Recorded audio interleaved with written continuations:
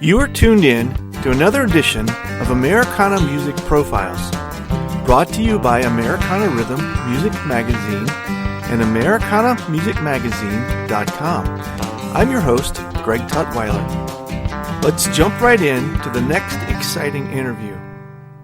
Graham Phillips, who also performs under the pseudonym Tupelo Lime, is a dual British-American national currently living in England. Graham got his original inspiration in the early San Francisco punk days in the early 1980s. Later, making his way to the California mountains, he found himself falling in love with the country blues, folk, and southern rock sounds. He calls Tupelo Lime stripped-back Americana. Graham joins me all the way from England for this edition of Americana Music Profiles as we talk about his latest music. Good evening, Graham. Thanks for taking the time to join us on the podcast. Yeah, not a problem. Yeah, it's a beautiful evening here at the moment. It's about 75, 80 degrees still here at 7 o'clock at night. Wow. And I am speaking to you from where? Where are you located? I am located in the far east of England on the little piece that juts out into the north side, little fishing town called Lowestoft. Okay, awesome.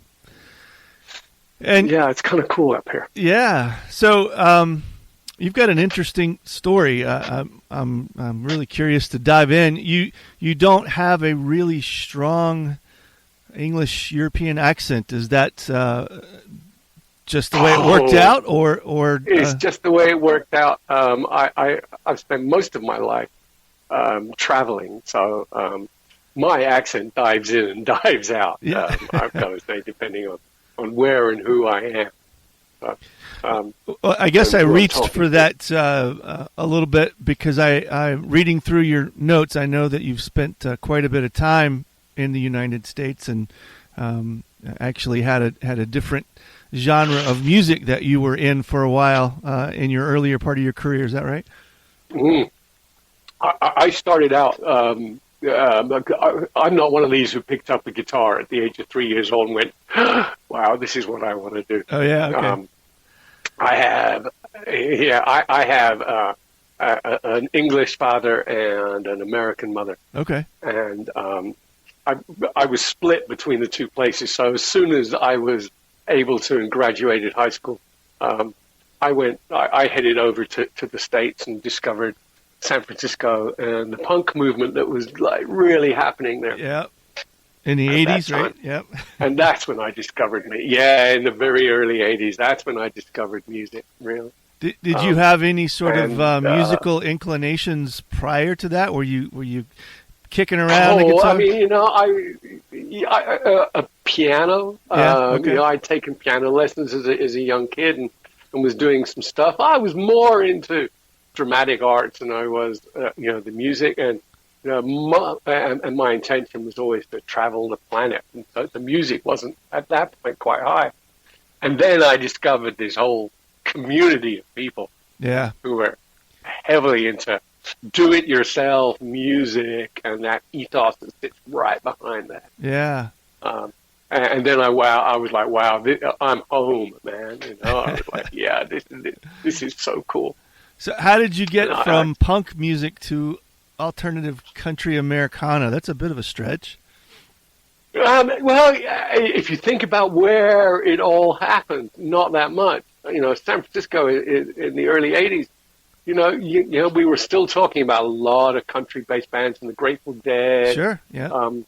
I spent 4 or 5 years in San Francisco, and then a friend of mine invited me up to the Trinity Mountains up in California. Oh, yeah, okay.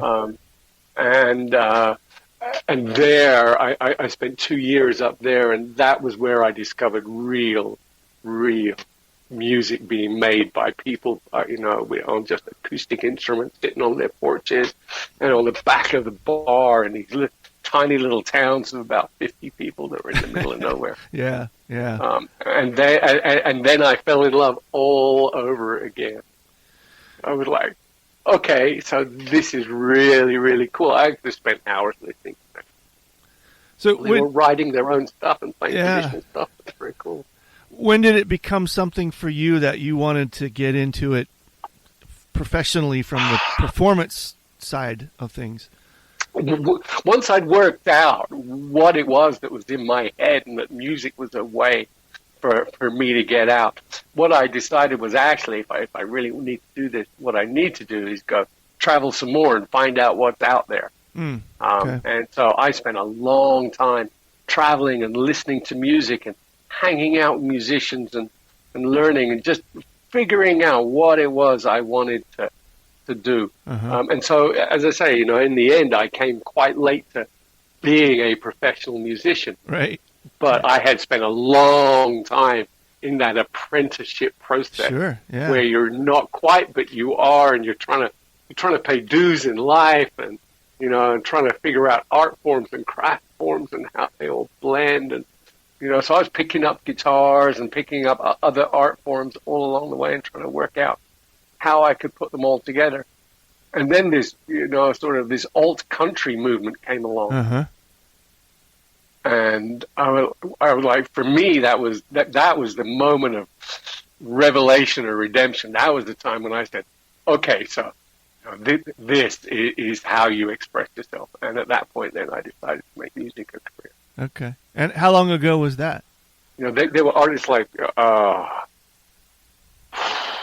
15, 20 years ago. Okay. But it took me a long time from that point, to get anywhere. Yeah.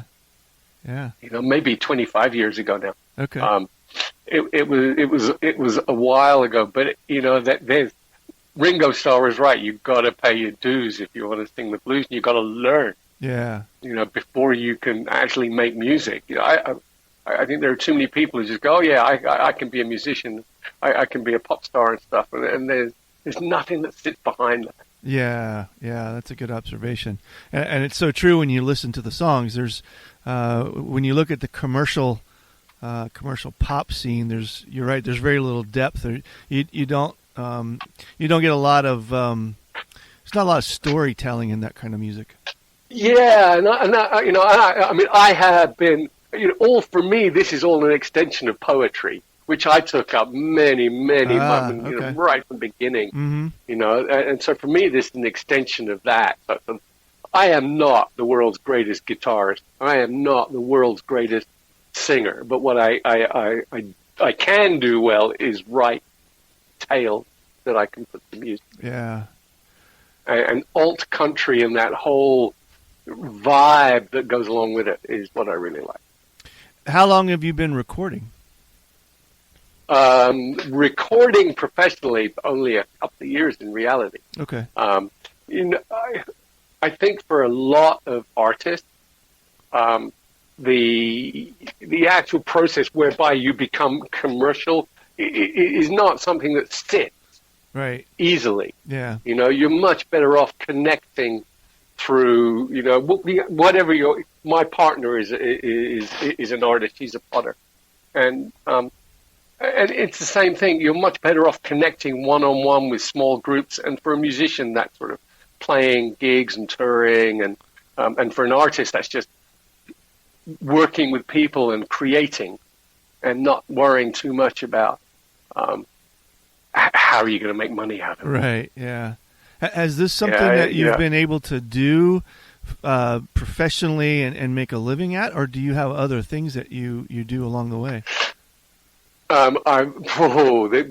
Like I think just about every musician, there are part-time day jobs and just that pays the way for you to do what you do. Yeah. I have not yet reached the stage where I can comfortably live off an income as a musician. Yeah. And I suspect that's the same for most musicians in the modern world. Right.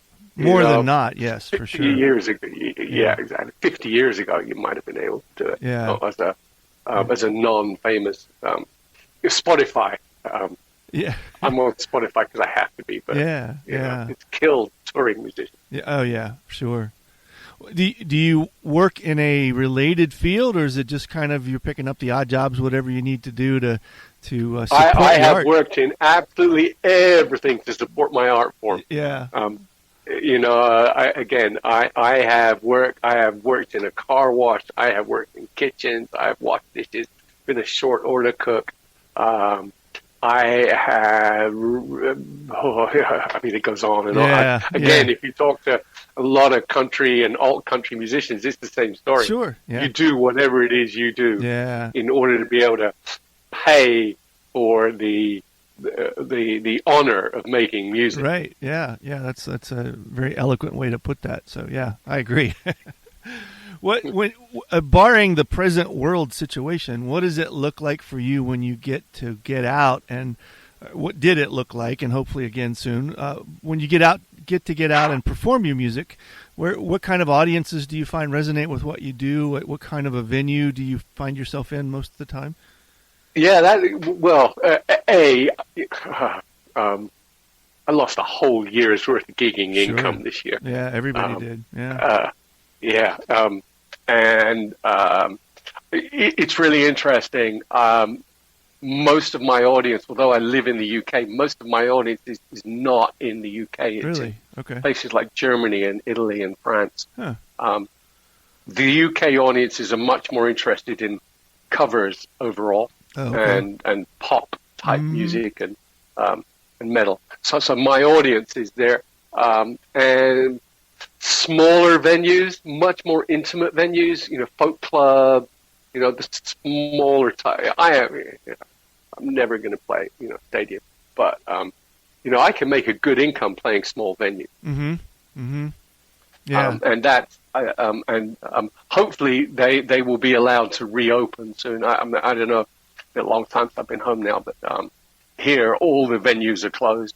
They opened them all up and then they shut them all right back down again. I see. Yeah, yeah.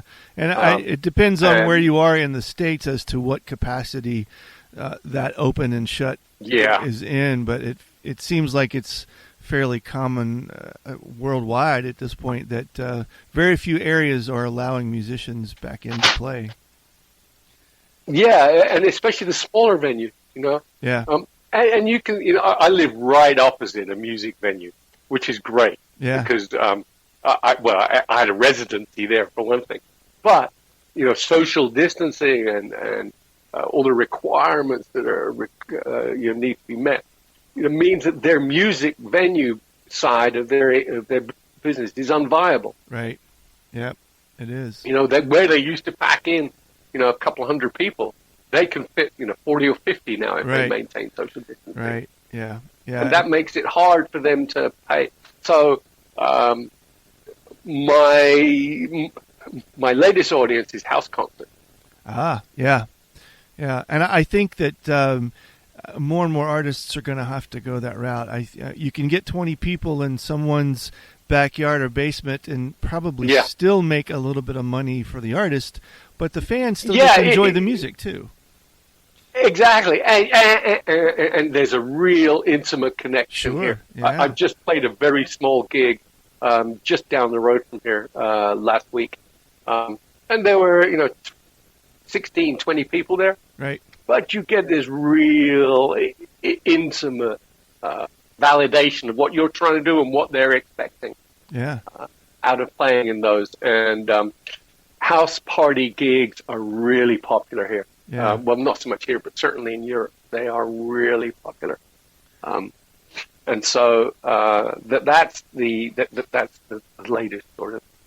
I think for smaller, especially for the the darker side of country, it fits really well. Sure, yeah, and the singer-songwriter and the kind of the fringe bluegrass, even all of those fit well in house concerts. Absolutely.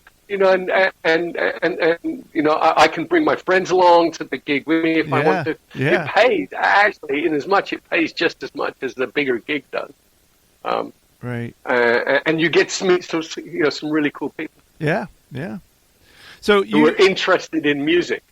Well, right, because what you do is you strip away the people that are just there for the bar. The music is just, it's nice if it's good, but you don't really care. It's not why you're there. So when you do a house concert, you bring the people in that are really interested in the music. And from an artist's perspective, that really gives you a very captivated audience, too. Yeah, and what really set me off down that route was I saw Blackberry Smoke doing a house gig in Paris. Really? Wow. I bet that was great. Wow. that is that's the way to go. Yeah. Because you really connect with them. You can work with them with the music as an audience member, and the band can work with you as an audience. Right. Yep. That's a good point. And something beautiful happens right there. That you get something that social media does not give you. Oh my, for sure. Yeah. You get that extra dimension. Social media is fine. It's better than nothing, but it's two-dimensional, and you don't. You miss that third dimension of the atmosphere and the people and even in distancing, you still have that third dimension going on where you can feel the energy in the room. Exactly. So you have a recording. Do you just have singles out right now? Or are you working on a new album project? Everything got torn apart this year. So currently what I'm doing now is I've just released. I was never into Spotify. I always thought, I can make a living touring, roughly. So that's where I'm going now. That all changed this year. So I finally gave in and said, okay, everybody expects at least to have Spotify tracks. So, right. So I've just released The Orange Rain onto Spotify. We're going to do one a month for the next couple of months. We're going to follow that up with an EP. Okay. And then we'll follow that with an album. Hopefully by that time, touring will be allowed again. And I can use usually you tour to promote your your product. This way, maybe this is how we have to use product to promote the touring. We're going to do a series of virtual pay-per-view gigs with some guest artists. Oh, good. Okay. And some of my friends are really interested in doing that. We have to see how that works out. And what are people prepared to pay for a virtual gig as opposed to going for a real one? What does it have to look like? Right. Yeah. Does the EP or record have a name yet? Not yet. The Orange Rain is out now on Spotify, then I've got and the Orange Rain is a single. I tend to, like a lot of old country people, I tend to write about social commentary. Sure. The Orange Rain is about the effects of and the trauma suffered by vets from the Vietnam War when they were exposed to Agent Orange and the addiction and the homelessness that came out of that. And so the Orange Rain is on now. I'm doing a Carolina Nights, which is a story about the mining industry in North Carolina. Comes out on the 26th on Spotify. That's followed by, we're trying to figure out what that's followed by. That takes us into September. We're doing one about the death of a soldier returning from Afghanistan, and then I've got another one about, which is a very personal one, about missing the Deep South, and the streets lined with magnolia trees. Okay, yeah. And that's so we're still trying to work all the schedule all out, and so all of the part of an EP that we're thinking of doing on vinyl as well. Oh, good. Okay. Vinyl and cassette. Oh, really? Wow. Are there still cassette manufacturers there, I suppose? Or yeah, absolutely. And cassette is a growing trend in Europe in particular. Really? Okay. A lot of the it's again that that leads you down the route of that whole DIY ethos. Sure. That's like you do it yourself. Right. And you can and cassettes are easy for you to replicate at home. You can print your own labels, a bit like CD. Yeah. They're easy for you to replicate. Yeah. You can print your own, and that, I think, for unsigned, unknown artists is a way of merchandising your music so that it's accessible to people. Yeah. It has to be accessible. Well, in the world of social media and social connection, it's a whole lot easier to connect with a tribe that you couldn't any other way. You can have a tribe of 100 or 200 or 300 people that really dig what you're doing, even if the mass world wouldn't, and you can then supply them with a CD or cassette of your music, and you can really keep that tribe connected that way. I mean, that's something that's, relatively new in the last 10 years, I guess.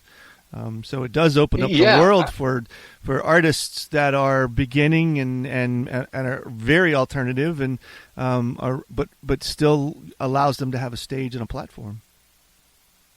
Absolutely. I write very non-commercial music, and it is never going to be commercially successful. However, social media has allowed me to gain I've got a big following in the south of Greece.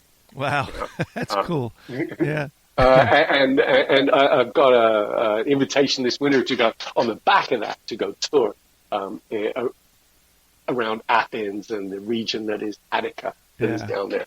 And that would never have happened. Right. 10 years. Yeah. So for an artist, that is really, really cool. That's fun. Getting people to engage is the key. Any plans in the future to get back to the States and play here again? Yeah, absolutely. I have a good friend of mine who wants to work with me to set up something in the States, and I would love to. Maryland, Virginia. I missed it really bad. I try and get back regularly. Obviously, it's been a while now. Yeah. But that whole area, I'd love to get back. I'd love to play some music there. That all depends on transport and planes and right, of course, yeah. So, but yes, the idea is that sometime in the not too distant future, I'd like to come back and spend a bit more time there making music and remaking some connections that you always get lost when you travel. Yeah, that's awesome. Traveling the planet, being a sort of cross-cultural cowboy, because again, I think in most country musicians we have that cowboy within it somewhere. Yeah. Means that you tend to lose some of the immediateness of being back home. Sure. Yeah. And it would be cool. So if and that's what Magnolia, and that's what the song Magnolia Rain is about. Is about missing that immediateness. Okay. Yeah. That's awesome. Yeah. So if folks want to get in touch with you, want to get some of your music, hear some of your music, make some connections with new fans, what's the best way for all that to happen for you? Best way to get in touch? The best way for all that, well, there's two ways for all that to happen. One is my website, which is tupelolime.com. That's Tupelo as in the city of Mississippi, and lime as in the tree. So tupelolime.com. There's a page there that has music on it. There's another page where you can say, I'd like to stay in touch, and you can sign up, and I'll stay in touch with you. Or on Twitter, where I am also Tupelo Lime on Twitter. Those are the two best ways. Yeah.